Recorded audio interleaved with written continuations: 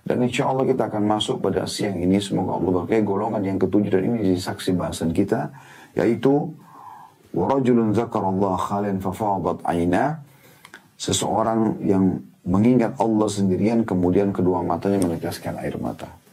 Lengkap hadisnya saya akan bacakan. Hadis nomor 454 dari Abu Hurairah radhiyallahu anhu, beliau berkata bahwasanya Rasulullah sallallahu alaihi wasallam bersabda, sab'atun dhilluhumullah fi dhillihi yawma la dhilla illa dhilluh. Ada 7 golongan di mana Allah akan naungi mereka, ya, yang tidak ada naungan pada hari itu di mahsyar, ya, kecuali naungan Allah. Yang pertama, imamun adil, pemimpin yang adil, wa syabun nasya' fi ibadatillah, anak muda yang tumbuh di atas ketaatan Allah, wa rajulun qalbu mu'allaqun bil masajid, seorang laki-laki yang hatinya terpaut dengan masjid, wa rajulani tahabba fillah ijtama'a alaihi wa tafarraqa alaihi, dua orang yang saling mencintai karena Allah, berkumpul karenanya, berpisah karenanya, wa rajulun da'atuhum ra'atun dhatu mansibin wa rajulun da'atuhum ra'atun dhatu mansibin wa jamal faqala inni akhafullah, seorang laki-laki yang diajak berzina oleh wanita yang ada kedudukan, harta dan kecantikan, lalu dia mengatakan aku takut kepada Allah. Wa rajulun tasaddaqa bi sadaqatin fa akhfaha la ta'lamu shimalu wa tunfiqu yaminu, dan seorang yang bersedekah dengan tangan kanannya sampai tangan kirinya tidak tahu apa yang dikeluarkan oleh tangan kanannya. Dan ini sudah kita bahasakan adalah kiasan dari Nabi SAW. Artinya kalau tangan kiri tidak tahu, bagaimana dengan orang lain, ya, supaya tidak riya. Dan yang terakhir, rajulun dzakarallah khalian fafadat aina, dan seseorang laki-laki yang atau seseorang yang mengingat Allah sendirian kemudian kedua air matanya meneteskan air mata. Kita akan fokus membahas poin atau orang golongan yang ketujuh ini. Sebelum jauh kita tambahkan informasi, saya akan menyelesaikan dulu bab ini dengan membaca beberapa riwayat yang tersisa berhubungan dengan masalah keutamaan menangis karena Allah. Kita akan masuk insya Allah, kita akan gabungkan nanti seluruhnya dalam penjelasan, yaitu hadis nomor 455 yang berbunyi dari Abdullah bin Asy-Syikhir radhiyallahu anhu, beliau berkata, ataitu Rasulullah sallallahu alaihi wasallam wa huwa yusalli wa li jawfihi azizun ka azizil mirjali minal buka, yang artinya aku pernah mendatangi Rasulullah SAW sementara beliau sedang sholat, dan dalam rongga dada beliau terdengar suara tangis seperti suara kuali yang mendidih. Hadis ini sahih diriwayatkan oleh Abu Daud dan juga Tirmidzi dalam Asy-Syama'il dengan sanad yang sahih. Ya, artinya bagaimana Nabi SAW, orang yang sudah dijamin pengampunan dosa, dijamin diterima amalnya, dijamin akan menjadi pemimpin para anak Adam, bukan cuma pemimpin para nabi, semua anak Adam beliau pemimpinnya pada hari kiamat. Beliau pemilik, ya, istana termewah, ya, yang ada di surga nantinya, ya, yang kita dianjurkan untuk memohon itu untuk Nabi SAW. Namanya al-wasilah, sebagaimana kita kalau selesai azan kita mengatakan ati Muhammadanil wasilah wal fadilah. Wasilah adalah tempat yang tertinggi di surga. Tapi beliau SAW justru dengan itu beliau menangis untuk, ya, bersyukur kepada Allah Subhanahu Wa Taala. Kebanyakan kita subhanallah pada saat mendapatkan nikmat justru lalai. Harusnya kita menyentuh hati kita dan menggerakkan hati kita agar kita menangis pada saat melihat nikmat itu. Karena bersyukur kepada Allah Subhanahu Wa Taala. Ini yang dimaksud menangis karena Allah. Atau kita kalau sedang melakukan pelanggaran, kita melihat pelanggaran walaupun kecil sebagai sebuah pelanggaran yang sangat besar sehingga kita takut azab Allah setiap saat bisa datang. Sebagaimana nanti akan kita nukil banyak perkataan para salaf berhubungan dengan masalah itu. Dan mereka menjadikan tangisan ini karena Allah Subhanahu Wa Taala adalah sebuah hadiah, sebuah karunia, sebuah nikmat terbesar, ya, yang Allah berikan kepada setiap orang-orang beriman. Subhanallah, ada banyak orang tidak faham pada saat musibah sedang menimpa dia, sehingga hatinya menjadi ketakutan terhadap musibah tersebut. Ya, sebagaimana Ibnu Qayyim mengatakan rahimahullah, Allah menguji hambanya dengan ujian-ujian yang bagi hamba tersebut berat, sebenarnya bagi Allah ringan, gitu ya. Agar Allah ingin mendengar keluh kesahnya. Karena dengan begitu kita akhirnya bisa menangis, kita bisa khusyuk, ya. Kalau seandainya selalu nikmat saja yang ada, mungkin sulit sekali hati untuk menangis. Walaupun ada orang subhanallah yang kalau keimanannya sudah sangat dalam hatinya, dia bisa menangis. Dan ini termasuk bagian daripada hal yang dianjurkan, menangis pada saat nikmat melimpah, selain daripada menangis juga pada saat musibah sedang datang. Tapi kita menangis ya karena nikmat itu sangat besar dari Allah, dan kita menangis pada saat musibah datang karena takut Allah menambah dan menjadikan ini sebagai hukuman yang berat bagi dia. Bukan karena dia menangis tidak bisa melaluinya, tapi dia justru memperbaiki diri. Dan ketahuilah teman-teman sekalian, kata kunci nikmat itu bertambah justru karena kita bersyukur kepada Allah. Dan puncaknya menangis terhadap nikmat tersebut. Dan juga Anda lihat kadang-kadang ada orang kalau saking gembiranya diberikan sebuah hadiah yang bagi dia sesuatu yang di luar daripada harapan dia. Misalnya diberikan mobil mewah, diberikan hadiah rumah mewah, dinaikkan jabatan yang sangat tinggi. Kadang-kadang orang jadi menangis karena terharu kan gitu. Nah seharusnya kita jadikan itu kepada Allah Subhanahu Wa Taala. Nikmat adanya pasangan, nikmat adanya keturunan, nikmat adanya kendaraan, nikmat adanya rumah, nikmat kita masih sehat, kita masih bisa bernafas, anggota tubuh masih bisa berfungsi. Ini semua nikmat yang harusnya membuat setiap orang antara kita meneteskan air mata karena bersyukur kepada Allah Subhanahu Wa Taala. Demikian juga pada saat musibah datang, kita bukan menangis karena menganggap musibah itu berat bagi kita. Keliru. Itu berarti seperti umumnya orang. Orang-orang beriman bukan seperti itu. Dia justru menangis karena dia berpikir bahwasanya ini adalah siksaan Allah yang datang kepada dia. Dan dia yakin Allah akan memberikan dia jalan keluar dengan dia bertaubat kepadanya. Jadi Allah sebenarnya ingin pada saat musibah sedang datang kita kembali kepadanya. Ya tadarra'un dalam Al-Quran dikatakan. Allah datangkan cobaan-cobaan, ya, siksaan-siksaan di dunia agar mereka kembali kepada Allah. Ya, mungkin kenikmatan menangis pada saat musibah sedang datang teman-teman tidak bisa didapatkan di setiap saat. Ya, mungkin kalau Anda pada saat ada musibah yang berat, mungkin Anda pernah lalu Anda menangis, minta kepada Allah dengan berdoa sujud. Di antara azan dan iqamah Anda tidak berhenti berdoa agar Allah selesaikan permasalahan Anda. Minta diberikan keturunan, minta diselesaikan permasalahan rumah tangga yang sedang terjadi, minta dimudahkan usaha-usaha, minta dimudahkan untuk membayar utang, minta sembuhkan penyakit dan segala macam hal. Anda sampai menangis-nangis sama Allah. Mungkin itu sebuah kenikmatan yang Anda tidak bisa bayangkan, tidak bisa dijual dengan nilai dunia ini. Dan pada saat musibah itu sudah hilang, maka kita tidak bisa lagi merasakannya. Kita nggak bisa lagi merasakannya karena memang sudah hilang. Kita coba menangis seperti awal, nggak bisa lagi. Berarti menangis di sini bukan sebuah kesedihan, tapi sebuah nikmat yang sangat besar yang Allah Subhanahu Wa Taala telah siapkan. Ya, ini poin yang perlu digarisbawahi tentunya teman-teman sekalian. Baik, kita akan masuk ke hadis selanjutnya. Sebagaimana saya katakan tadi, kita akan coba baca seluruh hadis dulu. Kemudian baru kita akan masuk panjang lebar ke syarahnya. Karena tersisa beberapa hadis dalam bab kita ini ya. Tapi dari hadis 455 kita ambil pelajaran bagaimana baginda Nabi SAW. Orang yang sangat mulia pun ya, beliau menangis karena Allah Subhanahu Wa Taala. Padahal sudah ada jaminan-jaminan yang baik buat beliau. Pengampunan dosa, peninggian derajat, ya, diterima amal-amal dan seterusnya. Hadis nomor 456 dalam bab ini.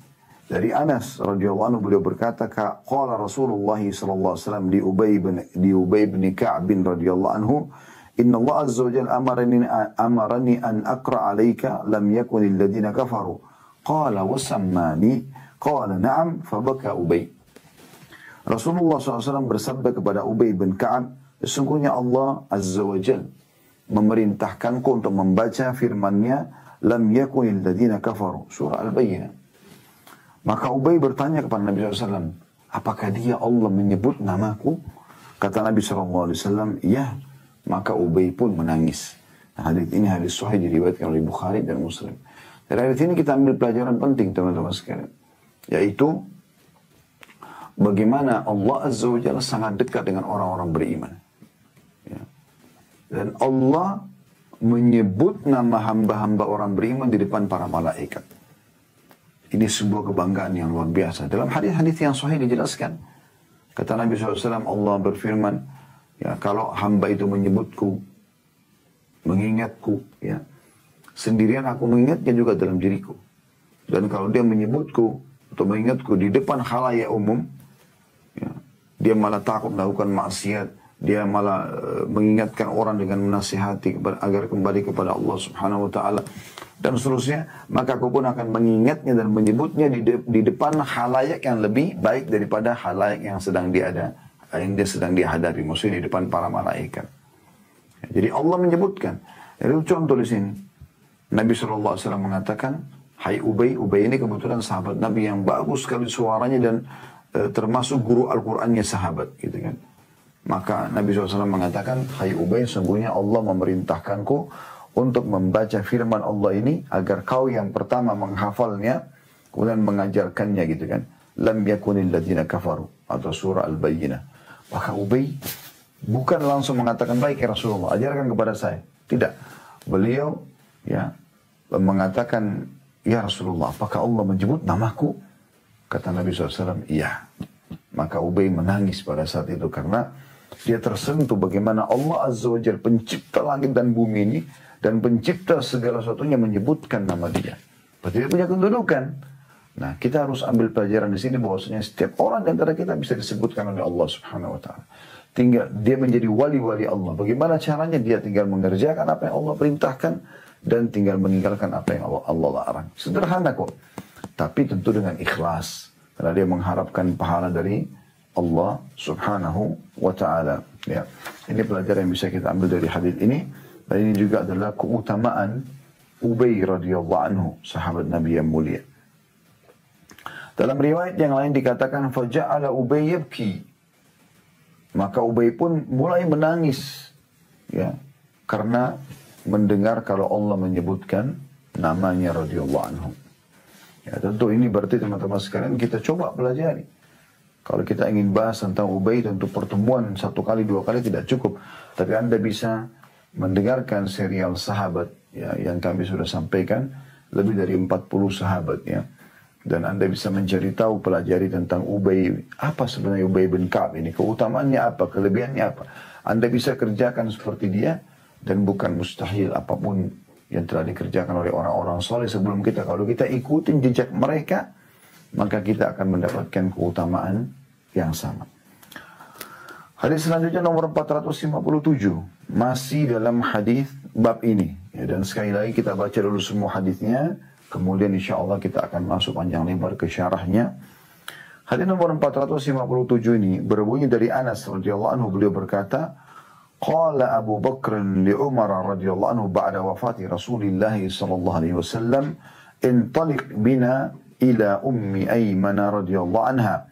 Nazuruha kama kana Rasulullah sallallahu alaihi wasallam yazuruha. Falamma intahaya ilaiha bakat. فقال لها ما يبكيك أما تعلمين أن ما عند الله تعالى خير لرسول الله صلى الله عليه وسلم قالت ما أبكي ألا أكون أعلم أن ما عند الله خير لرسول الله صلى الله عليه وسلم ولكني أبكي أن الوحي قد انقطع من السماء فهيجتهما على البكاء فجعل يبكيان معها. Artinya Abu Bakar berkata kepada Umar radhiyallahu anhuma setelah wafat Rasulullah sallallahu alaihi wasallam, marilah kita pergi mengunjungi Ummu Aiman radhiyallahu anha sebagaimana dulu Rasulullah sallallahu alaihi wasallam biasa mengunjunginya. Maka tak kala keduanya sampai kepadanya, tiba-tiba Ummu Aiman menangis. Wanita muda ini menangis radhiyallahu anha. Lalu keduanya Abu Bakar dan Umar radhiyallahu anhuma berkata, "Apa yang membuat Anda menangis? Bukankah Anda mengetahui bahwa apa yang ada di sisi Allah Ta'ala adalah lebih baik untuk Rasulullah SAW?" Jadi maksudnya Abu Bakar sama Umar pikir Ummu Aiman nangis ini karena sedih kematian Nabi SAW. Maka Ummu Aiman berkata, "Aku menangis bukan karena aku tidak tahu bahwa apa yang ada di sisi Allah lebih baik untuk Rasulullah SAW. Jadi aku bukan menangis karena Nabi meninggal. Itu sudah menjadi sebuah peraturan dari Allah. Tetapi aku menangis karena dengan meninggalnya Nabi maka wahyu terputus dari langit. Artinya kita tidak bisa lagi dapat panduan. Kalau zaman Nabi SAW masih hidup kita bisa langsung dapat panduan. Sekarang sudah nggak bisa lagi. Maka jawabannya membuat keduanya, maksudnya jawaban Ummu Aiman membuat Abu Bakar dan Umar radhiyallahu anhum ajma'in menangis juga. Sehingga keduanya ikut menangis bersama Ummu Aiman. Hadis ini diriwayatkan oleh Imam Muslim. Hadis ini juga kata Imam Nawawi disebutkan pada bab mengunjungi orang-orang soleh atau orang-orang baik. Hadis ini memberikan banyak pelajaran kepada kita. Yang pertama tentu keutamaan Abu Bakar, ya, Umar dan Ummu Aiman radhiyallahu anhum ajma'in. Abu Bakar memang orang yang paling mulia setelah Nabi SAW, pemimpin para sahabat. Makanya beliau dipimpin atau dipilih oleh Nabi SAW untuk menjadi khalifah, pengganti beliau SAW setelah beliau meninggal. Ya, Abu Bakar memang punya satu hal yang perlu dipelajari. Setelah Nabi SAW meninggal, beliau coba keliling mencari tahu apa saja yang Nabi SAW kerjakan yang belum dia kerjakan atau dia belum tahu. Sampai beliau mendatangi anaknya Aisyah dan bertanya, apa yang Rasulullah SAW biasa lakukan yang belum aku kerjakan? Agar Aisyah menyampaikan gitu kan.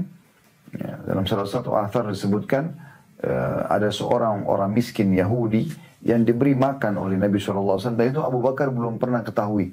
Karena Nabi sering pergi sendiri. Walaupun orang miskin, orang Yahudi itu yang matanya buta, sering mencaci maki Nabi SAW di pasar Madinah. Namun Nabi SAW datang, memberikan dia makan dan tidak memperkenalkan diri. Terus saja menyuapi di mulut orang Yahudi tersebut makanan atau orang gila yang ada di pasar Madinah yang mencaci maki Nabi SAW sampai Nabi SAW meninggal. Kemudian Abu Bakar pun datang mendatangi Yahudi tersebut, kemudian duduk dan memberikan makan. Lalu Yahudi itu mengenal, mengatakan, sepertinya siapa kamu? Dia bilang, saya orang yang ingin berbuat baik pada kamu. Dia bilang, kemana saja kamu saudaraku? Sudah berapa hari kamu gak datang? Dia pikirin adalah Nabi SAW. Maka Abu Bakar pun mengatakan, saya ingin memberikan kau makanan. Intinya disuapilah oleh Abu Bakar. Lalu orang gila tersebut mengatakan, orang miskin tersebut mengatakan, sepertinya bukan kamu yang biasa memberikan aku makanan. Ya. Lalu Abu Bakar menanyakan, kenapa? Dia bilang, karena orang itu sangat lembut. Cara menyuapinya, ya, cara memberikan perhatian itu beda gitu. Maka kata Abu Bakar, benar. Aku bukan dia, tapi aku adalah salah satu sahabatnya. Lalu orang itu mengatakan, memang kemana dia? Kata Abu Bakar, dia telah meninggal dunia. Maka orang tersebut tiba-tiba menangis. Ya, orang Yahudi ini menangis gitu. Lalu kata Abu Bakar, apakah kau tidak tahu siapa orang itu? Dia bilang tidak. Karena orang Yahudi ini suka mencaci maki Nabi SAW. Mengatakan, apakah kalian sudah tahu penduduk Madinah ada orang pendusta yang mengaku sebagai Nabi dan seterusnya. Maka kata Abu Bakar, dia adalah Muhammad, ya, SAW. Maka pada saat itu orang gila tersebut atau orang Yahudi tersebut lalu menangis dan masuk Islam, ya, atau mengucapkan syahadat. Ya, seingat saya dia orang miskin. Apakah dia gila atau tidak saya lupa, tapi yang jelas ini salah satu athar yang menceritakan. Tapi Abu Bakar mengerjakan apa yang Nabi SAW kerjakan yang dia belum pernah kerjakan. Dan di antaranya juga seperti ini. Beliau mengatakan kepada Umar, ayo kita mengunjungi Ummu Aiman, salah satu sahabat yang mulia, yang sering dikunjungi oleh Nabi SAW di masa hidup beliau. Untuk mengikuti sunnah Nabi SAW. Nah, itu keutamaan ini. Kemudian Umar juga termasuk, tentu masyhur sekali keutamaannya. Dan bagaimana beliau punya garis, ya, di dekat matanya disebutkan cirinya. Itu karena seringnya menangis, tidak ada tanda warna hitam. Karena seringnya menangis karena Allah Subhanahu Wa Taala. Itu juga dengan Ummu Aiman yang akhirnya di sini bukti dalam hadis karena tersentuhnya secara keimanan, maka dia merasa sedih bukan karena meninggalnya Nabi SAW, tapi karena dengan meninggalnya Nabi berarti wahyu sudah tidak ada lagi turun dari langit. Mereka tidak pungkiri tentang kesempurnaan Al-Quran dan Sunnah. Mereka bukan pungkiri, tapi mereka berpikir bahwasanya dengan meninggalnya Nabi SAW, untuk Ummu Aiman berpikir itu berarti kalau ada apa-apa kita harus cari sendiri lagi. Kalau zaman Nabi SAW hidup, kita bisa bertanya kepada beliau SAW. Ini yang dimaksud. Kemudian pelajaran yang lain bisa kita ambil adalah bagaimana, ya, Nabi SAW juga meninggal dunia walaupun beliau Nabi, ya. Dan ini menandakan kita pun semua akan meninggal dunia. Jadi sehebat apapun kita menjaga kesehatan kita, ya, makanan sehat, olahraga, tidur yang cukup dan segala macam, Tetap pada saat ajal datang kita akan meninggal dunia. Maka beruntunglah orang-orang beriman yang selalu memaksimalkan waktu. Tanda kutip kalau bahasa saya dalam ceramah adalah memaksakan diri untuk beribadah kepada Allah Subhanahu wa taala, memaksakan diri tanda kutip untuk meninggalkan semua apa yang Allah larang, maka termaksimalkanlah waktu di dalam ketaatan kepada Allah Subhanahu wa taala, maka ini hal yang luar biasa, gitu kan. Kemudian pelajaran yang lain adalah saksi bahasan kita keutamaan menangis karena Allah Subhanahu wa taala di sini. Hadis selanjutnya nomor 458 dari Ibnu Umar radhiyallahu anhu, beliau berkata, "Lamma ishtaddat bi Rasulillah sallallahu alaihi wasallam waj'uhu qila lahu fi as-salati faqala muru Abu Bakr falyusalli bin nas." فقالت عائشة رضي الله عنها إن أبا بكر رجل رقيق إذا قرأ القرآن غلبه البكاء فقال مروه فليصلي. Tak kala sakit Rasulullah SAW semakin keras, ya, di akhir-akhir hidup beliau SAW, dikabarkan kepada beliau perihal sholat. Ya Rasulullah, bagaimana sholat ini? Siapa yang mengimami kami? Gitu. Maka beliau SAW bersabda, suruhlah Abu Bakar agar mengimami orang-orang. Nah di sini isyarat dari Nabi SAW Abu Bakar agar menjadi khalifah. Ya. Aisyah radhiyallahu anha berkata, sungguhnya Abu Bakar adalah orang yang lembut hatinya. Apabila dia membaca Al-Quran pasti dikalahkan oleh isak tangisnya. Maka Nabi SAW tetap berkata, suruhlah dia agar memimpin sholat. Dalam riwayat yang lain atau satu riwayat Aisyah berkata radhiyallahu anha, Inna Abu Bakrin idha qama maqamaka lam yusmi'un nasa minal buka. Sesungguhnya Abu Bakar apabila dia berdiri menggantikan posisi anda, maka dia tidak bisa memperdengarkan bacaan Al-Quran kepada orang-orang karena dia menangis terus. Hadis ini riwayat Bukhari dan Muslim. Hadis ini memberikan pelajaran kita cukup banyak teman-teman sekalian. Yang pertama tentu keutamaan ya Abu Bakar radhiyallahu anhu. Ya, bagaimana beliau adalah orang yang terbaik dari umat ini setelah Nabi Muhammad SAW, dan bagaimana beliau ya sangat luar biasa kedudukannya sampai-sampai tidak boleh ada yang menggantikan keimaman Nabi SAW dalam sholat kecuali Abu Bakar. Dalam beberapa athar disebutkan bahwasanya sempat Umar menjadi imam. Umar punya kedudukan yang luar biasa gitu ya dalam Islam. Tetapi waktu Nabi SAW mendengarkan suara Umar, maka Nabi SAW berubah raut wajah lalu mengatakan, perintahkan sesungguhnya Allah dan Rasulnya tidak menerima kecuali Abu Bakar. Perintahkan dia untuk mengimami sholat. Abu Bakar itu kebetulan ada di kebunnya, agak jauh sedikit dari masjid Nabi SAW. Maka dipanggillah lalu Abu Bakar mengimami sholat. Padahal Umar punya kedudukan yang sangat tinggi, gitu kan. Sebagaimana Nabi SAW mengatakan, aku mimpi Umar menggunakan baju yang sangat panjang gitu kan. Sampai dia memegangnya. Maka para sahabat mengatakan, ya Rasulullah, apa ta'wil anda? Jadi mimpi itu apa maknanya? Kata Nabi SAW, ilmu yang luas. Ilmu agama. Umar bin Khattab berilmu. Bukan tidak berilmu. Tapi karena Abu Bakar punya kedudukan lebih tinggi daripada Umar. Sebagaimana diyakini oleh ahli sunnah wal jamaah. Dan itulah sebabnya kenapa beliau menjadi orang yang khalifah pertama muslimin setelah Nabi SAW. Dan ini adalah isyarat dari Nabi SAW agar menjadikan beliau imam. Ya, karena pada saat itu Nabi SAW mencontohkan beliau pada saat menjadi raja di Madinah, pemimpin di Madinah, beliau selalu jadi imam. Dan kalau beliau mau safar, beliau lagi sakit, beliau tunjuk penggantinya gitu. Dan tolak ukurnya memang pemimpin pada saat itu menjadi imam. Seperti misalnya juga Abu Bakar pada saat jadi khalifah, Umar, Uthman, Ali radhiyallahu anhum ajma'in, mereka menjadi imam di masjid sehingga orang-orang sholat di belakang pemimpin muslim.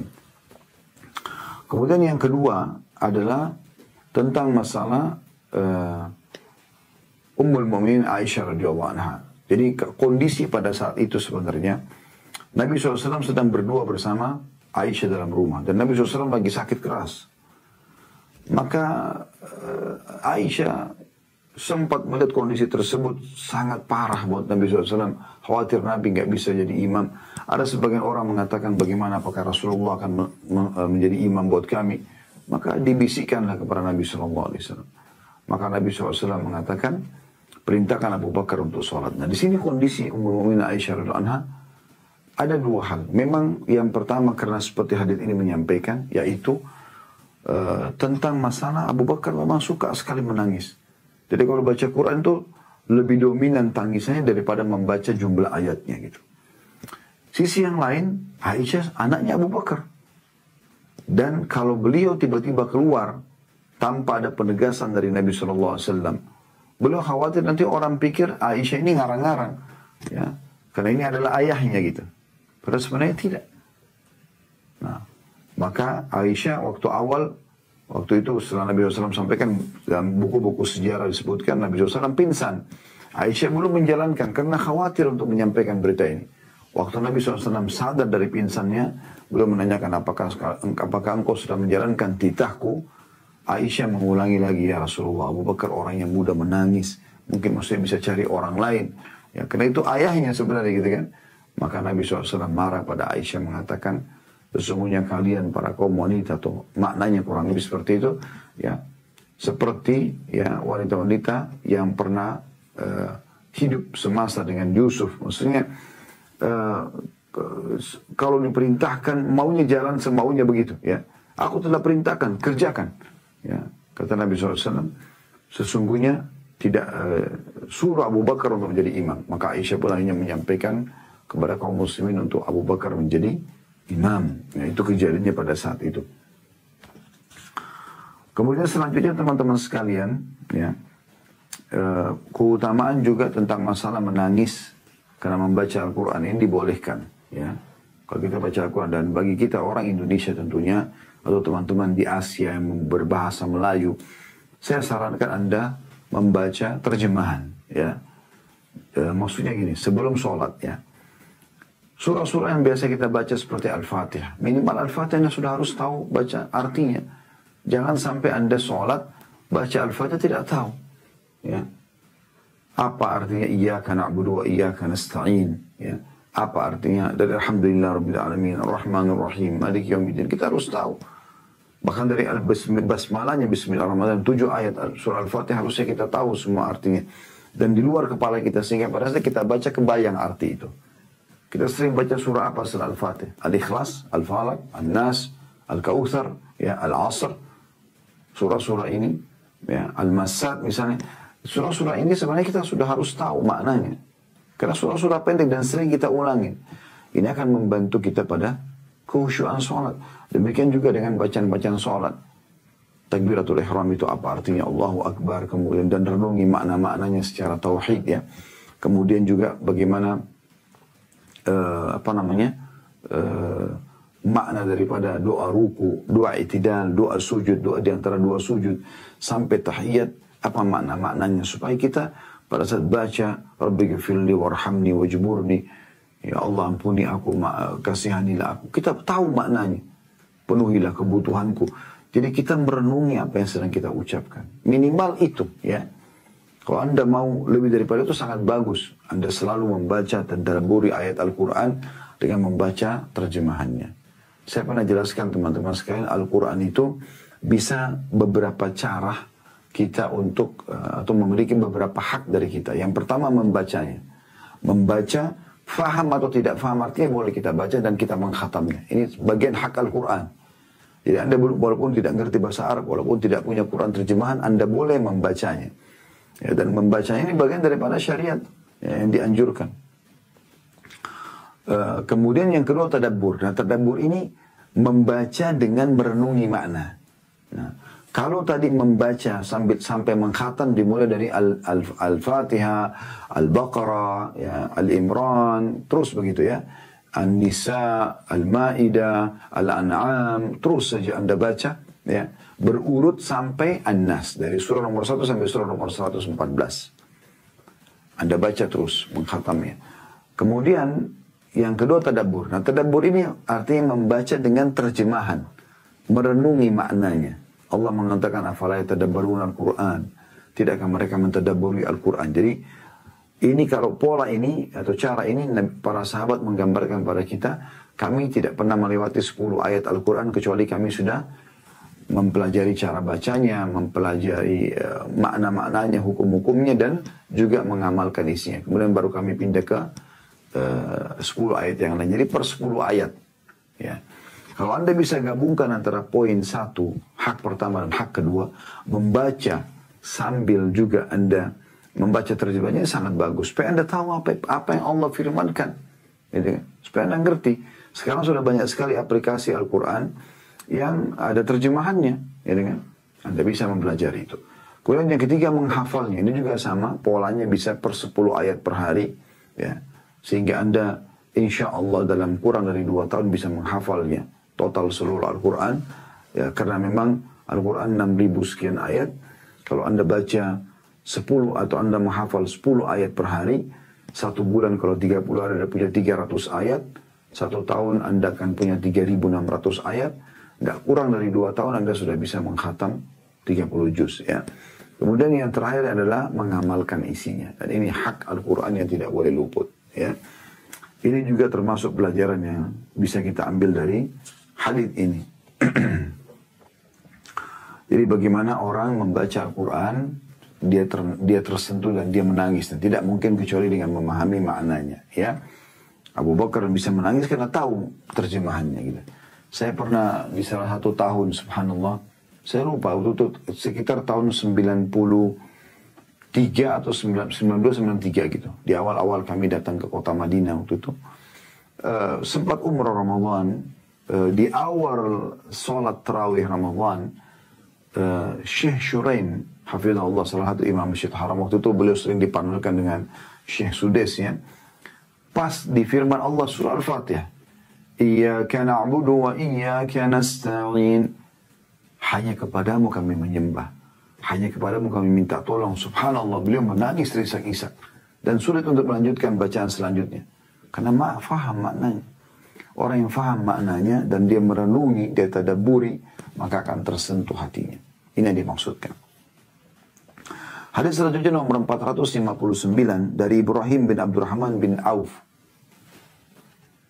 Rahimahullah, tentu anaknya Abdurrahman bin Auf ini seorang tabi'in. Abdurrahman bin Auf adalah sahabat radhiyallahu anhu.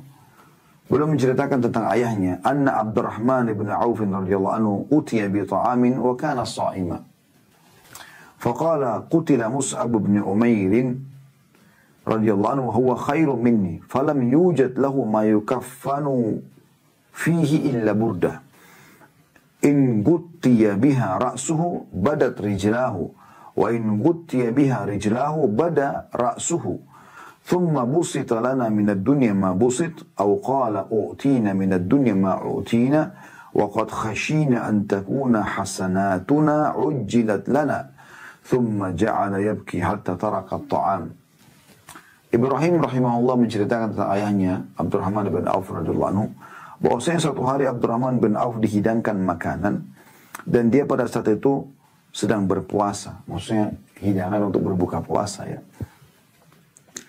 Tiba-tiba beliau berkata, Mus'ab bin Umair ya, radhiyallahu anhu telah terbunuh, padahal beliau lebih baik dariku dan tidak didapatkan kain kafan untuknya kecuali kain burda yang apabila ditutup kepalanya ya, kalau ditutupkan kepada kepala beliau maka tampaklah kedua kaki beliau, dan apabila ditutupkan kepada kedua kaki beliau maka terlihatlah kepala beliau. Kemudian dunia dibentangkan untuk kita sebagaimana yang sudah dibentangkan, atau dia berkata dunia diberikan kepada kita sebanyak-banyaknya. Sungguh kami takut kalau semua ini adalah balasan kebaikan-kebaikan kita dipercepat di dunia kita. Kemudian beliau menangis hingga meninggalkan makanannya. Hadis ini memberikan pelajaran penting sekali buat kita tentunya. Tentang bagaimana keutamaan Abdurrahman bin Auf. Siapa Abdurrahman bin Auf? Adalah salah satu dari 10 sahabat yang dijamin masuk surga. Ini kalau Anda lihat juga di playlist YouTube, Tablik Akbar Silsilah Sahabat, Anda bisa mendengarkan panjang lebar keutamaan sahabat yang mulia ini. Ya, bahkan di mata Umar bin Khattab, Abdurrahman bin Auf adalah orang yang paling layak menjadi khalifah setelah beliau. Walaupun beliau tidak mau ego, maksudnya Abu Umar tidak mau ego menunjuk langsung, tapi beliau mempersiapkan 6 orang sahabat yang tersisa dijamin masuk surga, yaitu ada Ali bin Abi Thalib, Uthman bin Affan, Ali bin Abi Thalib, Talha bin Ubaidillah, Zubair bin Awam, Sa'ad bin Abi Waqqas, kemudian Abdurrahman bin Auf, ya. Ini 6 orang yang masuk surga dikumpulkan oleh Umar. Kemudian Umar mengatakan, kalian adalah orang yang terbaik dari umat ini, masuklah ke ruangan ini dan tunjuk salah satu di antara kalian menjadi pemimpin penggantiku. Ya. Dan hai Abdurrahman, ditunjuk Abdurrahman, aku memilih kau sebagai ketua majelis. Artinya di sini seperti ada isyarat dari Umar kalau Abdurrahman lebih dipilih. Karena keutamaannya yang sangat luar biasa gitu. Ya. Abdurrahman adalah orang yang mendapat jaminan surga. Radhiyallahu anhu. Dan kisah masyhur, banyak sekali kisah tentang beliau tentunya. Salah satu hal yang menarik adalah bagaimana beliau suka sekali menangis karena Allah Subhanahu wa taala. Di antaranya kisah ini. Di antaranya kisah ini. Bagaimana pada saat dia sedang akan buka puasa, anaknya Ibrahim mempersiapkan makanan buka puasa yang disiapkan tentu oleh istri Abdurrahman, oleh ibu Ibrahim. Pada saat dihidangkan, rupanya pada sementara menunggu buka puasa, Abdurrahman sedang membayangkan sesuatu, yaitu kejadian perang Uhud. Kejadian perang Uhud di tahun 3 Hijriah. Pada saat itu Abdurrahman juga ikut berperang, ya. Dan ada sahabat yang mulia bernama Mus'ab bin Umair radhiyallahu anhu. Pada saat itu beliau pemegang panji kaum muslimin, terbunuh mati syahid. Dan Mus'ab bin Umair ini juga punya keutamaan tersendiri, ya. Siapa dia? Dia adalah dai Nabi SAW. Dialah yang telah menyampaikan agama Islam di kota Madinah. Hampir seluruh penduduk Madinah masuk Islam di tangan ya Mus'ab bin Umair radhiyallahu anhu. Beliau termasuk anak orang kaya di Mekah dan beliau adalah orang yang betul-betul masuk Islam dengan ketulusan, dengan keikhlasan sampai diusir oleh keluarganya. Tadinya tidak ada satu jalan di Mekah yang dilewati oleh Mus'ab kecuali tercium bau wanginya. Kelihatan kekayaan yang ada pada tubuhnya, pada dirinya gitu. Setelah masuk Islam karena seluruh hartanya diambil oleh orang tuanya, oleh kerabatnya, maka dia hidup zuhud dengan pakaian di badan saja. Tapi beliau tetap komitmen dengan Islamnya sampai hanya hijrah bersama Nabi SAW ke Madinah. Sebelum itu beliau datang dulu menjadi da'i dan beliaulah yang memberikan berita gembira kepada Nabi SAW. Ya Rasulullah, hijrahlah, datanglah ke Madinah karena tidak ada rumah di Madinah kecuali sudah masuk Islam. Maksudnya mayoritasnya masuk Islam, walaupun masih ada yang belum masuk Islam pada saat itu ya. Maka pada saat itu teman-teman sekalian, Mus'ab bin Umair pun ikut peperangan Nabi SAW, baik itu di Badar ataupun di Uhud, dan di Uhud beliau mati syahid setelah beliau memegang bendera atau panji kaum muslimin. Nah di sini Mus'ab diyakini oleh para sahabat adalah orang yang baik. Ini pengakuan Abdurrahman bin Auf, walaupun beliau dijamin masuk surga, tapi Mus'ab dikatakan oleh Abdurrahman lebih baik daripada saya. Karena Mus'ab ini punya jasa yang sangat besar di awal Islam, menjadi da'i. Jadi hampir seluruh sahabat Madinah, ya banyak sekali. Ya, di antaranya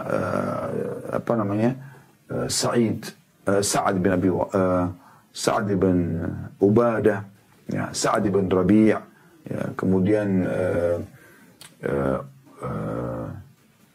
Usaid, ya, bin Khudair, dan beberapa sahabat-sahabat Nabi yang mulia.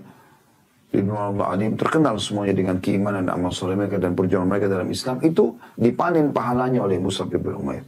Makanya di sini Abdurrahman mengatakan pada saat dihidangkan makanan, dia lagi membayangkan perang yang pernah dia hadiri, dan dia bayangkan bagaimana Mus'ab bin Umair terbunuh mati syahid. Maka dia pun mengatakan sambil menunggu buka puasa atau saat akan buka puasa, sesungguhnya Mus'ab bin Umair lebih baik daripada aku, dan dia telah terbunuh mati syahid.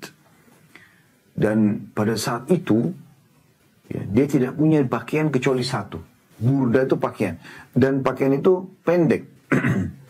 Ya, karena hanya sampai setengah betis. Dan beliau mengikuti sunnah Nabi SAW. Sehingga tidak isbal, ya, tidak menutup mata kakinya. Waktu meninggal, dia akan dikubur dengan bajunya, pakaiannya tadi. Tapi karena bajunya pendek, kalau ditarik ke atas menutup kepalanya, kakinya akan kelihatan. Kalau ditarik ke kakinya, kepalanya akan kelihatan. Artinya, betul-betul kehidupannya pas-pasan gitu. Tapi mati syahid. Kata Abdurrahman, ini sungguh ya orang yang terlebih baik daripada aku. Dan sudah meninggal dunia dalam kondisi seperti itu. Sementara, pada saat itu, Islam menyebar kemana-mana. Abdurrahman bin Auf melihat bagaimana kekayaan yang melimpah di rumahnya. Sampai waktu saat beliau meninggal, beliau meninggalkan mungkin kalau sekarang hitungannya ratusan miliar rupiah. Beliau radhiyallahu anhu terenyuh di situ dan coba merenungi. Beliau mengatakan, saya khawatir ya Mus'ab bin Umair yang lebih baik daripada aku meninggal dalam kondisi begitu, sementara kita telah dibukakan bagi kita dunia ini luar biasa sampai tidak ada lagi yang tersisa kecuali semua kami sudah dikasih gitu, kita sudah diberikan ya. Maka dia pun mengatakan, saya khawatir jangan sampai kemenangan-kemenangan dan harta melimpah yang Allah berikan ini justru kebaikan-kebaikan kita yang sudah Allah dahulukan di dunia, sehingga di akhirat tidak dikasih lagi. Dan ini juga pelajaran penting ya. Ini juga pelajaran penting yang bisa kita ambil dari hadis, yaitu ada hadis yang menjelaskan kalau kebaikan-kebaikan orang kafir ya, itu akan dihabiskan di dunia. Ada pernah lihat gak orang-orang kafir, mereka juga berbakti sama orang tuanya, mereka juga bersedekah, mereka juga senyum, mereka juga melakukan kebaikan-kebaikan. Itu kan kebaikan dalam agama Allah Subhanahu wa taala ya. Nah, ini tidak didapatkan oleh mereka di akhirat nanti. Allah habiskan di dunia dengan Allah berikan dia kesehatan, Allah limpahkan hartanya, Allah habiskan semua di dunia. Supaya di akhirat tidak ada lagi. Begitu dijelaskan dalam hadis Nabi SAW. Gitu kan. Nah, Abdurrahman bin Auf mengatakan, kami takut jangan sampai kelebihan-kelebihan semua yang Allah berikan ini justru kebaikan kami yang sudah Allah dahulukan di dunia sehingga di akhirat tidak panen lagi. Ini tanda keimanan radhiyallahu anhu. Beliau mengatakan ini supaya beliau lebih hati-hati ya. Maka beliau pun akhirnya tidak jadi makan karena sedihnya. Beliau bukan tidak buka puasa, tapi beliau meninggalkan sejenak makanan tersebut untuk lebih menikmati sebenarnya tanda kutip di sini ya, apa yang sedang beliau rasakan dari keimanan tersebut. Ini pelajaran yang bisa kita ambil dari hadis ini. Dan kita tutup dengan hadis yang telah dalam bab kita. Kemudian kita akan juga lanjutkan dengan syarah sebagaimana saya janjikan tadi. Yaitu hadis nomor 460 dari Abu Umama Sudai bin Ijlan al-Bahili radhiyallahu anhu. Dari Nabi SAW beliau bersabda, "Laisa syai'un ahabba ila Allah Ta'ala min qatrataini wa atharaini. Qatratu dumu'in min khasyatillahi wa qatratu damin tuhraku fi sabilillahi ta'ala wa ammal atharani fa atharun fi sabilillahi ta'ala wa atharun fi faridatin min faraidillahi ta'ala." Artinya kata Nabi SAW, tidak ada sesuatu pun yang paling dicintai oleh Allah Ta'ala selain dari dua tetes dan dua bekas, yaitu tetesan air mata karena takut kepada Allah dan tetesan darah yang menetes sewaktu berperang di jalan Allah. Itu kalau dua tetesan. Sedangkan dua bekas adalah bekas luka berperang di jalan Allah dan bekas menjalankan salah satu kewajiban dari kewajiban-kewajiban Allah Ta'ala. Maksudnya sholat ya. Ada bekasnya kita melangkah kaki ya. Hadis ini hadis hasan. Dan dalam bab ini banyak hadis kata Imam Nawawi rahimahullah. Antara lain adalah hadis Al-Irbad bin Sariyah radhiyallahu anhu, beliau berkata, "Wa'adhana Rasulullah sallallahu alaihi wasallam mau'izatan wajilat minhal qulub wa zarafat minhal uyun." Rasulullah SAW sering menasihati kami dengan sebuah nasihat yang karenanya hati kami merasa takut dan mata kami menguraikan air mata. Ya. Dan ini adalah keutamaan tersendiri tentunya. Dari hadis ini kita bisa ambil pelajaran teman-teman sekalian, bagaimana ada dua tetesan air yang paling Allah cintai. Yaitu tetesan air mata karena takut kepada Allah SWT. Dan ini dalam kehidupan orang beriman, umumnya kata ulama Allah lintaskan dalam hidupnya. Supaya dia pernah merasakan minimal menangis karena Allah. Ya. Dan Allah lebihkan tangisan itu kepada wali-walinya. Orang yang sangat dekat dengan Allah maka akan sering tersentuh merenyuh. Dia lihat gempa, dia menangis. Karena dia bukan takut dengan gempanya, tapi dia takut dengan murkanya Allah. Disebutkan dalam sebuah riwayat yang sahih, Nabi SAW kalau melihat ada mendung, gelap langit, maka beliau gelisah, bolak-balik sana sini. Sampai beliau pastikan yang turun adalah hujan sebagai rahmat. Karena beliau khawatir jangan sampai ini azab yang datang. Karena kaum-kaum sebelum kita yang Allah binasakan, Allah datangkan kepada mereka mendung, setelah berapa hari mereka merasakan kemarau, panas, lalu mereka pikir, oh ini hujan turun buat kami. Ternyata azab yang turun kepada mereka. Jadi ada perasaan yang seperti itu, ya. Begitu juga dan sebaliknya ada orang yang hatinya keras sekali. Ya. Saya ulangi ya. Jadi ada orang-orang beriman, kata sebagian ulama, memang akan tersentuh. Mungkin Anda pernah rasakan, akan pernah terlintas dalam waktu-waktu hidup kita ini, dari sekian tahun Allah berikan umur yang kita menangis karena Allah. Tapi Allah khususkan, wali-walinya akan sering menangis. Dengan banyak kejadian, seperti tadi melihat gempa, ya, atau misalnya ada kejadian temannya meninggal dengan depan mata dia. Ya, banyak kisah-kisah tentang orang-orang saleh sebelum kita seperti Rabi' ibn Haytham rahimahullah atau Rabi' ibn Husayn, ya, seorang tabi'in masyhur, melihat api sampai pingsan gitu. Pada saat ada mereka lagi istirahat di satu tempat, lalu ada api unggun dibuat untuk menghangatkan tubuh mereka, maka beliau pingsan sambil menangis gitu. Pada saat menangis kemudian pingsan, ya, menangis dulu kemudian pingsan. Lalu kemudian pada saat sadar ditanya kenapa, dia bilang saya tiba-tiba kebayang panasnya api neraka. Jadi mereka tersentuh dengan hal-hal seperti ini. Ini wali-wali Allah subhanahu wa ta'ala. Ada orang subhanallah yang rusak hatinya, mau temannya tabrakan dengan dia lalu meninggal dan dia selamat, dia tidak ambil pelajaran. Dia malah tetap berfoya-foya, tetap melakukan kemaksiatan walaupun depan mata Allah sudah perlihatkan, Allah selamatkan dia untuk, ya, mengambil pelajaran. Begitu juga dengan orang-orang yang selamat dari gempa, bencana alam. Di Indonesia kan banyak itu, ya. Ya, orang-orang selamat, ada yang meninggal, ya, kemarin ada tsunami, ada longsor, ada banjir, banyak Allah datangkan fenomena alam. Ada yang selamat, tapi mereka cuma jadikan sebagai bahan cerita. Dulu tetangga saya, dulu kerabat saya, dulu rumah itu, dulu kantor itu.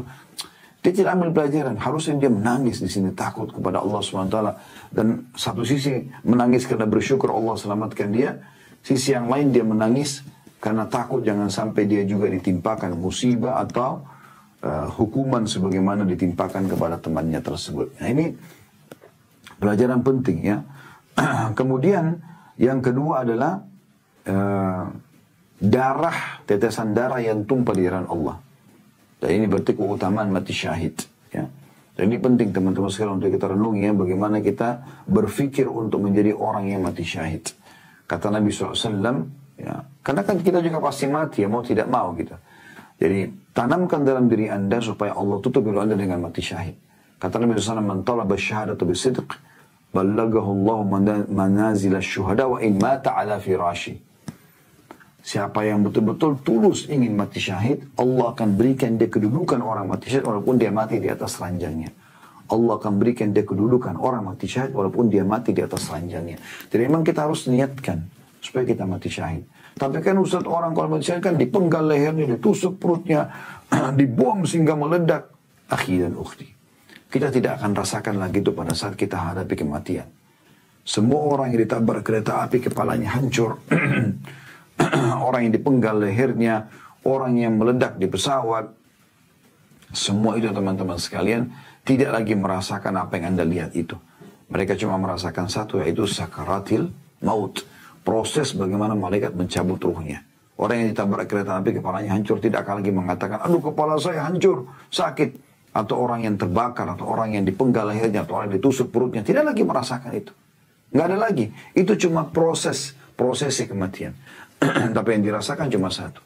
Bagaimana malaikat maut mencabut ruhnya. Dan keadaannya cuma dua. Ya. Yang pertama, kalau orang beriman akan mudah keluar ruhnya seperti air keluar dari mulut kendi. Sebagaimana Nabi SAW sampaikan. Atau orang kafir atau orang fasik. Susah sekali keluar ruhnya. Maka malaikat akan menarik dengan keras ruh tersebut. Ibaratnya seperti bulu domba yang dibasahkan. Lalu dililitkan di pohon berduri, kemudian ditarik dengan keras sehingga berantakanlah bulu domba tersebut. Jadi memang kita harus berharap ini. Tidak perlu yang dikhawatirkan. Dan orang beriman tidak punya sifat pengecut. Mereka harus berani untuk bisa membela agama Allah subhanahu wa ta'ala. Jadi kita berharap ini. Ada darah yang tumpah di jalan Allah subhanahu wa ta'ala. Walaupun tidak, ya, maka berarti kita berharap saya dalam hati niat ikhlas supaya Allah berikan kita kedudukan walaupun kita mati di atas ranjang. Kemudian dua bekas yang Allah paling cintai adalah bekas, ya, berperang di jalan Allah. Maksudnya telapak-telapak kaki, ya, yang kita gunakan ketika kita lagi jalan ke medan perang, ya. Berarti tadi ada keutamaan darah yang tumpah, ada juga keutamaan pergi berperang walaupun tidak mati gitu kan. Kemudian bekas yang kedua adalah bekas langkah atau upaya untuk mengerjakan salah satu kewajiban Allah Subhanahu wa taala. Yang maksud di sini sebenarnya lebih kepada sholat karena kita melangkah ya. Dan ini pelajaran atau ini hadis yang bisa kita ambil dalam bab ini insyaallah, dan kita akan lanjutkan di pertemuan akan datang nanti bab baru, bab ke-55, bab keutamaan zuhud di dunia, dorongan menyedikitkan kenikmatan dunia, dan juga keutamaan orang-orang fakir. Namun saya akan tutup teman-teman sekalian dengan tambahan penjelasan tentang masalah menangis karena Allah Subhanahu wa taala ini.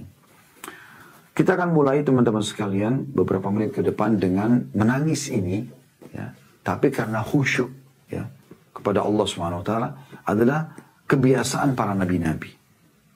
Bukan cuma Nabi Muhammad SAW, tapi semua nabi-nabi. Dengarkan bagaimana Allah sebutkan dalam surah Maryam. Ya. Surah nomor 19 dalam Al-Quran, ya, ayatnya ayat 58. Bunyinya, A'udzu billahi minasyaitonir rajim. Ulaika alladhina an'ama Allahu 'alaihim minan nabiyyin min dzurriyyati Adam wa mimman hamalna ma'a Nuhin wa min dzurriyyati Ibrahim wa Israil wa mimman hadayna wajtabaina idza tutla 'alaihim ayatul rahmani kharru sujadan wa bukiya. Mereka itulah setelah Allah SWT ceritakan tentang Nabi Ibrahim AS, tentang Nabi Musa AS dan Harun, tentang Nabi Ismail AS, tentang Nabi Idris AS dan Nabi-Nabi, Allah mengatakan mereka itu adalah orang-orang yang telah diberikan nikmat oleh Allah, yaitu para Nabi dari keturunan Adam dan dari orang-orang yang kami angkat bersama Nuh. Di sini bukan Nabi-Nabi, tapi orang-orang saleh yang ikut bersama Nuh, dari keturunan Ibrahim dan Israel. Israel nama lainnya Nabi ya, Yakub. Dan dari orang-orang yang telah kami beri petunjuk dan telah kami pilih, apabila dibacakan ayat-ayat Allah yang maha pemurah kepada mereka, maka mereka menyungkur dengan bersujud dan menangis. Itu kebiasaan mereka. Di dalam sebuah riwayat yang sahih disebutkan dari Jabir radhiyallahu anhu, ini bukan cuma sekedar para nabi-nabi, bahkan malaikat saja ya, itu berhati-hati sekali dengan murka Allah Subhanahu wa taala. Disebutkan dalam sebuah riwayat bahwasanya Nabi SAW bersabda, "Marartu lailata usriya bi bil mala'il a'la wa Jibril kal jalsil bali min khasyatillahi ta'ala." Ketika malam Isra ya, saya melewati penghuni langit dan malaikat Jibril ya, seolah-olah seperti di atas pelana ya. Penghuni langit ya, para malaikat dan Jibril pun mereka seperti di atas pelana yang tua usang karena takut kepada Allah Subhanahu wa taala. Jadi mereka bukan berbangga-bangga, bukan sombong, tapi mereka tunduk dan khusyuk kepada Allah Subhanahu wa taala. Dalam riwayat lain Anas radhiyallahu anhu menyebutkan, tentu riwayat tadi yang baru saya sebutkan itu tentang Jibril dan para malaikat penghuni langit itu mereka seperti pelana yang usang ya. Itu di hadis yang disebutkan teman dalam kitab Al-Awsat dan dihasankan oleh Syekh Albani. Hadis yang akan saya bacakan sekarang adalah hadis riwayat Ahmad dan juga ya, disahihkan oleh Albani dalam Sahih At-Targhib wa Tarhib ya, tentang masalah malaikat Mikail ya.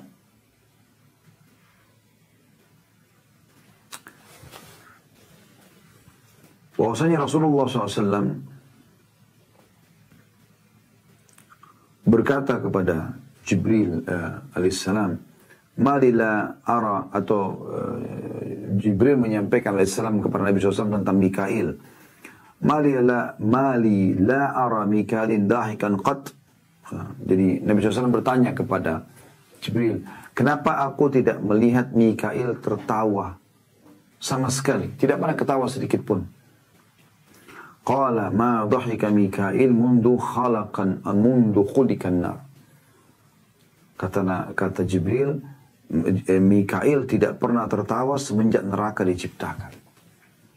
Jadi memang para malaikat pun khusyuk kepada Allah Subhanahu wa taala di sini ya. Kita dengarkan perkataan para salaf berhubungan dengan masalah ini, seperti Abdullah bin Umar radhiyallahu anhu berkata, "Li'an adma'a min khasyatillahi habbu ilayya min an atasaddaqa bi alfi dinar." aku bisa menangis sekali saja karena Allah, lebih aku cintai daripada aku bersedekah dengan 1.000 dinar. Ya. Ini cukup besar. Bisa puluhan bahkan ratusan juta. Itu lebih aku cintai menangis satu kali daripada bersedekah. Walaupun sedekah keutamanya sangat besar. Sudah kita sebutkan di kisah atau di hadis yang sebelumnya ya.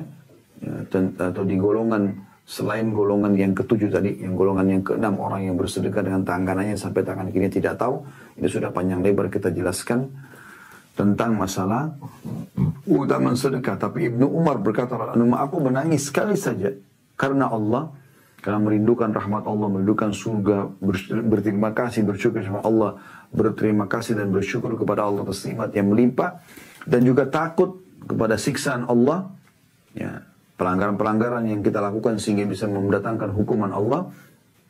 Itu lebih aku cintai, aku menangis sekali saja daripada bersedekah dengan 1.000 dinar. Ka'ab al-Ahbar berkata, "Lian abki min khasyatillahi fatasilu dumu'i ala wajnati ahabbu ilayya min an tasaddaqa biwazni dhahaban."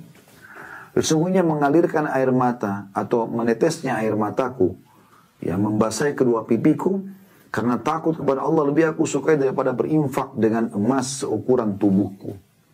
Seukuran tubuhku. Jadi bagaimana mereka memahami masalah ini? Ya. Luar biasa ya. Mereka tersentuh dari sisi pentingnya dan kedudukan yang sangat tinggi daripada menangis karena Allah subhanahu wa ta'ala gitu ya. Ini poin yang harus difahami teman-teman sekalian. Baik. Dalam pemahaman masalah menangis juga ini, Allah subhanahu wa ta'ala memuji orang-orang beriman ya. Kita bisa lihat dalam surah Al-Anfal, ini salah satu ciri mereka. Surah Al-Anfal ayat 2, A'udzu billahi minasyaitonir rajim, innamal mu'minuna alladziina idza dzukirallah wajilat qulubuhum wa idza tuliyat 'alaihim ayatu zadatuhum imana wa 'ala rabbihim yatawakkalun. Saya ulangi, ya, karena ini tidak boleh diputus tadinya ya. Innamal mu'minuna alladziina idza dzukirallahu wajilat qulubuhum wa idza tuliyat 'alaihim ayatu zadatuhum imanan wa 'ala rabbihim yatawakkalun. Sesungguhnya orang-orang beriman itu siapa mereka? Ialah mereka yang apabila disebut nama Allah gemetar hati mereka. Kalau Anda mengatakan, bagaimana caranya gemetar hati? Maksudnya tersentuh. Kalau diingatkan dia lagi mau buat dosa, jangan ini dosa, dia berhenti. Kalau dia lagi belum melakukan ibadah, diingatkan, sholat dulu. Oh iya, saya lupa. Hatinya ketakutan. Ini gemetar karena Allah SWT. Dan apabila dibacakan kepada mereka ayat-ayatnya, bertambahlah iman mereka karena ayat-ayat tersebut. Dan hanya kepada Rabb mereka bertawakal. Ini ciri orang-orang beriman. Yang dimaksud di sini hatinya tergetar adalah mereka mudah menangis. Ya. Mereka mudah menangis. Disebutkan dalam sebuah athar dari Hani ini maula Uthman bin Affan radhiyallahu anhu. Maksudnya Uthman bin Affan ini punya seorang budak yang dia bebaskan, diistilahkan dengan maula. Karena Uthman, Hani ini berkata, karena Uthman idza waqafa ala qabr. Uthman bin Affan kalau berdiri depan kuburan, baka hatta yubla lihyatihi, sampai jenggotnya basah karena tangisannya gitu. Faqila lahu, maka dikatakan padanya, tadkhulul jannata wan nar fala tabki. Engkau menyebut surga dan neraka, tapi engkau tidak menangis. Wa tabki min hadha, lalu kau menangis karena kuburan ini. Faqala inna Rasulullah sallallahu alaihi wasallam qala, maka dia pun mengatakan, Uthman radhiyallahu anhu, sesungguhnya Rasulullah SAW sudah bersabda, innal qabra awwala manzilu min manazil al-akhirah. Ketahuilah bahwasanya kuburan adalah tempat pertama dari tempat-tempat di akhirat. Fa in naja minhu fama ba'du aisara min. Siapa yang selamat dari kuburan tersebut, maka setelahnya akan lebih mudah. Wa in lam yanju minhu fama ba'du ashaddu min. Dan siapa yang tidak lolos dalam kuburan, maka tentu yang setelahnya lebih berat ya, daripada itu. Oleh karena itu teman-teman sekalian, kita harus menanamkan dalam diri kita hadis Nabi SAW yang mulia, innal mu'mina yara dhunubahu ka'annahu qa'idun tahta jabalin yakhafu an yaqa' alaihi. Sesungguhnya orang mukmin, kata Nabi SAW, melihat dosanya, kalau dia berbuat dosa seperti dia sedang berdiri di kaki bukit atau kaki gunung, yang dia khawatir gunung itu akan jatuh menimpahnya. Wa innal fajira yara dhunubahu kadhubabi marra ala anfihi faqala bihi hakadha. Ya. Dan seseorang yang durhaka, ya na'udzubillah, orang-orang yang maksiat kepada Allah, orang yang fajir, ya, melihat dosa-dosanya seperti lalat yang hinggap di hidungnya, lalu dia usir seperti ini. Dan ini hal yang perlu dijadikan sebagai sebuah pelajaran. Ibnu Abi Jamrah rahimahullah berkata tentang makna hadis ini, as-sabab fi dzalika, sebab kenapa orang beriman kalau buat dosa dia seperti merasakan dirinya berada di kaki gunung dan gunung itu akan jatuh menimpahnya. Pasti dia akan mati gitu kan. Jadi dia bayangkan itu. Sebabnya adalah anna qalbal mu'mini munawwir, karena hati seorang mukmin bercahaya. Fa idza ra'a min nafsihi ma yakhalifu ma yunawwiru bihi, dan kalau orang beriman itu melihat, ya, dalam dirinya apa yang bertolak belakang dengan cahaya hatinya, ma yunawwiru bihi qalbuhu, apa yang menjadi cahaya dalam hatinya, azumal amru alaihi, ya, maka akan jadi besar perkara itu baginya. Wal hikmatu fit tamthili bil jabal, dan hikmah kenapa diberikan perumpamaan gunung, ya, anna ghairahu minal muhlikat kad yahsulu tasabbub ila najati minhu, karena selain gunung ada kemungkinan orang bisa selamat darinya, ya, bi khilafil jabal, beda dengan gunung, idza saqata ala syakhs la yanju minhu ada, karena kalau gunung itu menimpa seseorang maka tidak akan pernah bisa ada yang selamat darinya, ya, seperti itu. Mu'adz bin Jabal radhiyallahu anhu pernah menangis. Disebutkan dalam sebuah riwayat, baka Mu'adz radhiyallahu anhu bukaan syadida. Satu waktu Mu'adz bin Jabal pernah menangis radhiyallahu anhu dengan tangisan yang sangat luar biasa. Faqila lahu ma yubkik, maka ditanya kepada beliau, apa yang membuatmu menangis? Qala li'anna Allah azza wa jalla, ya, qabada qabdataini wahidatan fil jannah wal ukhra fil nar. Karena Allah akan mencabut ruh dan cuma dua keadaannya. Ruh ke surga atau ruh ke neraka. Enggak ada lagi yang lain. Cuma dua itu keadaannya. Tidak ada pilihan lain. Fa'ana la adri min ayil farikaini akun. Dan aku tidak tahu aku masuk kelompok yang mana. Padahal kita tahu Mu'adz bin Jabal seorang da'i Nabi SAW yang diutus ke Yaman dan seorang sahabat yang mulia. Ya. Orang yang sangat berilmu, para sahabat-sahabat yang lain pun belajar kepada beliau radhiyallahu anhu. Tapi bagaimana mereka merenungi masalah ini dan mereka tanamkan dalam jiwanya, gitu kan? Masih khawatir jangan sampai beliau termasuk orang yang masuk ke neraka. Kemudian Abu Musa al-Asy'ari radhiyallahu anhu pernah satu kali khutbah. Wa khataba Abu Musa al-Asy'ari radhiyallahu anhu marratan lin-nas bil Basra. Satu waktu pernah Abu Musa al-Asy'ari radhiyallahu anhu berkhutbah, berceramah pada orang-orang di kota Basra. Fadzakara fi khutbatihi an-nar. Kemudian terlintas dalam khutbahnya tentang neraka. Fabaka hatta saqatat dumu'uhu 'ala al-mimbar. Maka beliau menangis tergesa-gesa sampai membuat air matanya jatuh menetes di mimbar tersebut. Wa baka an-nas yawma idzin bukaan syadida. Dan pada saat itu manusia pada menangis, ikut menangis. Ya. Kemudian kita tutup teman-teman sekalian dengan riwayat ini dan kita akan coba sentuh poin terakhir penutupan insyaallah. Wa bakal Hasan faqilalah. Hasan Basri pernah menangis dan ditanya kepadanya, "Ma yubkik, apa yang membuatmu menangis?" Qala akhafu an yatruhani Allah azza wa jalla qadan fi nari wa la yubali. Aku khawatir sekali nanti di hari kiamat pada saat aku meninggal dan kita dibangkitkan, Allah melemparkanku dalam api neraka sementara Allah tidak peduli. Artinya di sini bukan beliau tidak yakin dengan janji Allah kalau beriman akan masuk surga, tapi beliau punya kekhawatiran dan ini salah satu tanda keimanan. Jangan sampai ternyata amal-amal ini riya, tidak diterima atau kurang ikhlas, ya, atau yang apapun yang bisa membatalkannya sehingga akhirnya aku bisa masuk ke dalam neraka dan Allah tidak peduli. Siapa yang bisa menolongku? maka ini membuat hati seorang mukmin tersentuh. Teman-teman sekalian, saya ulangi kembali, kita sedang membahas air mata yang menetes karena Allah Subhanahu wa ta'ala. Ya. Dan sudah kita jelaskan banyak tadi hadisnya ya. Ini tangisan bukan karena orang rame-rame menangis. Bukan karena keadaan ya. Ketakutannya hanya karena urusan duniawi, takut kehilangan pasangan hidup, takut kehilangan anak, takut bangkrut usaha. Ini nggak masuk dalam bahasan kita semuanya. Ya. Karena ini umum. Imam Qurtubi menjelaskan tafsir surah An-Najm ayat 43. A'udzu billahi minasyaitonir rajim wa annahu wa adhaka wa abka.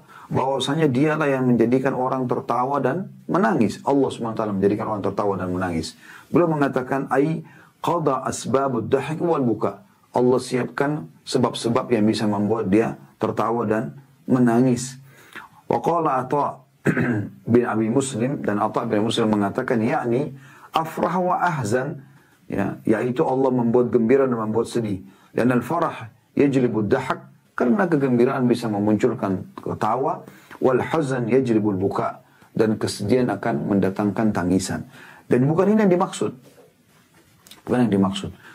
Bukan juga yang dimaksud di sini adalah orang karena masalah ikut-ikutan orang. Ya, orang semua menangis maka dia nangis. Ditanya kenapa dia juga tidak tahu. Ini nggak masuk dalamnya. Ini Ibnu Qayyim sebutkan dengan tangisan muwafaqah. Muwafaqah. Artinya seseorang yang menangis karena satu perkara. Kemudian ada orang-orang menangis karena satu perkara lalu dia ikut-ikutan. Karena terharu saja ini. Ini nggak masuk dalam bahasan kita. Apalagi kalau lebih jauh daripada itu. Orang menangis hanya karena nonton sinetron, nonton film, ya. Nangisan semua tidak ada maknanya, ya. Maka ini tidak masuk dalam bahasan kita sama sekali. Ini mirip dengan tangisan saudara-saudaranya Yusuf pada saat pura-pura membuat Nabi Yusuf alaihissalam ditenggelamkan, dimasukkan ke dalam sumur. Kemudian mereka pun berpikir untuk menipu ayah mereka Nabi Yakub alaihissalam. Lalu mereka menangis, dan Allah gambarkan dalam surah Yusuf bagaimana mereka pura-pura menangis ini atau meramaikan suasana saja. Dan ini bukan masuk dalam bahasan kita. Seperti dalam surah Yusuf ayat 16 sampai ayat 17 yang berbunyi, A'udzu billahi minasyaitonir rajim wa ja'u aba'ahum isya'an yabkun qalu ya abana inna dhahabna nastabiqu wa tarakna Yusufa 'inda mata'ina fa'akalahu adh-dhi'bu ma anta bimu'minin lana walau kunna shadiqin. Kemudian mereka datang kepada ayah mereka di sore hari sambil menangis setelah mereka buang Yusuf ke sumur. Ya, ini tangisannya pura-pura ini. Mereka berkata, wahai ayah kami, sungguhnya kami pergi berlomba-lomba dan kami tinggalkan Yusuf di depan barang kami, lalu dia dimakan oleh serigala. Karena sebelum mereka mengajak Yusuf untuk bermain dan memang niatnya untuk membunuh Yusuf atau menghilangkan Yusuf dari ayahnya, karena mereka cemburu kenapa Yusuf lebih disayang gitu. Nabi Yakub mengatakan, saya takut nanti kalau kalian sibuk, tidak jaga adik kalian lalu dimakan dengan serigala. Maka mereka jadikan alasan itu. Pada saat mereka sudah buang Yusuf ke sumur, mereka mengatakan sambil menangis pura-pura, wahai ayah kami berlomba-lomba, ya, yang dewasa-dewasa, dan kami tinggalkan Yusuf di dekat barang-barang kami, lalu kemudian dimakan oleh serigala. Dan kamu sekali-kali tidak akan percaya kepada kami, walaupun kami adalah orang-orang yang benar.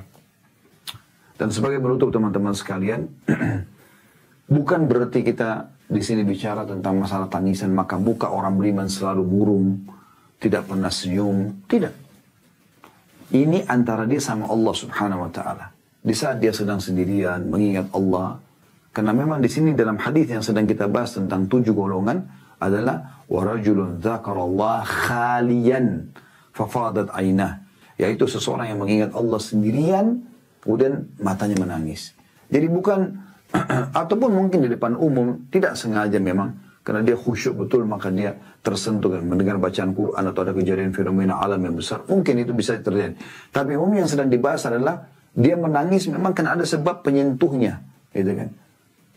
Bukan setiap saat dia menangis sehingga orang beriman berarti selalu mukanya murung, tidak pernah senyum. Ya, tidak. Nabi SAW tersenyum dengan para sahabat. Nabi SAW bercanda dengan para istrinya. Ya. Bagaimana beliau tersenyum dengan Aisyah, bagaimana beliau mengajak Aisyah lomba lari, bagaimana beliau bercanda dengan para sahabat. Ya ada saatnya di mana beliau menangis, ada saatnya di mana beliau bergembira. Ini poin penting, gitu kan. Jadi bukan kita harus tampil dengan muka yang pucat, ya, yang tidak jelas, gitu. Karena Nabi SAW mengatakan, la tahkiranna minal ma'rufi syai', jangan kalian pelit-pelit dengan satu kebaikan, walau antalaka akhaka biwajhin taliq. Ya, walaupun engkau, ya, bertemu dengan saudaramu dalam kondisi kamu tersenyum, ya. Jadi ini perlu digarisbawahi supaya tidak ada kesalahpahaman dalam masalah ini tentunya.